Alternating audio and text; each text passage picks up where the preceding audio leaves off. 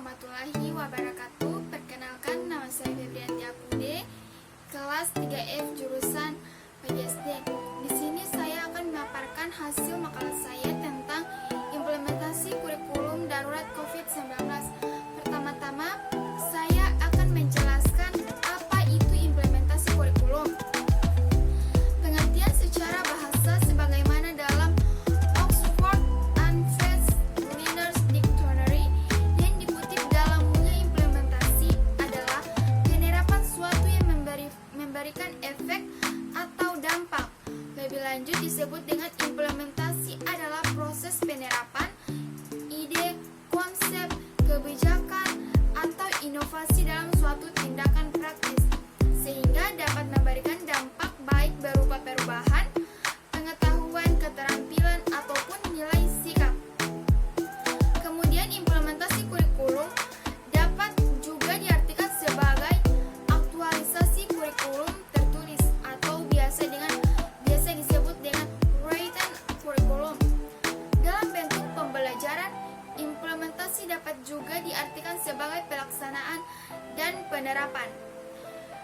Di sini saya akan menjelaskan tentang hambatan atau kesulitan selama proses pembelajaran COVID-19 yang mencakup objek guru, siswa, dan orang tua siswa. Pertama-tama, saya akan menjelaskan pada objek guru, hambatan atau kesulitan yang guru alami selama proses pembelajaran masa pandemi ini. Yang pertama yaitu di mana guru melihat kesiapan siswa itu untuk belajar tidak maksimal. Yang kedua, materi pembelajaran yang guru berikan kepada siswa kadang siswa kurang memahami. Yang ketiga, untuk proses belajar mengajar itu guru membagikan kelompok kepada para siswa dan guru mendatangi rumah-rumah siswa tersebut untuk melihat mereka belajar. Yang keempat itu guru sebagaimana yang kita ketahui, guru adalah peran utama dalam mendidik siswa. Jadi mereka harus memantau keadaan siswa serta melihat bagaimana cara mereka agar bisa mengerti pelajaran yang guru berikan ini.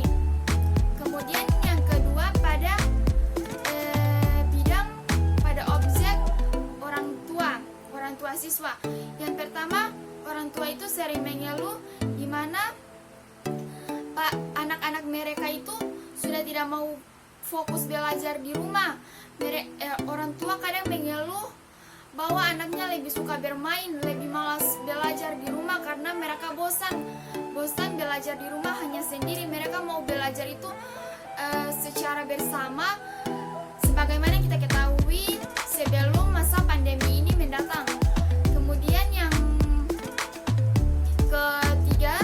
ketiga itu orang tua mengeluh karena dari pihak sekolah tidak memberikan berupa bantuan kepada anak mereka seperti hand sanitizer, masker, dan lain-lain. Kemudian yang terakhir saya akan menjelaskan hambatan atau kesulitan yang siswa alami selama proses pembelajaran masa pandemi ini. Yang pertama itu siswa malas belajar. Yang kedua pelajaran yang guru berikan kepada mereka tidak bisa mengerti ataupun memahami. Yang ketiga mereka tidak mendapatkan bantuan apapun dari pihak sekolah seperti masker dan lain-lain. Yang keempat yaitu mereka lebih aktif dalam bermain dibandingkan belajar karena mereka mengatakan kepada saya di mana mereka sudah merasa bosan untuk belajar di rumah. Ya, jadi jadi dari pemaparan makalah tadi saya bisa mengambil kesimpulan di mana kita sebagai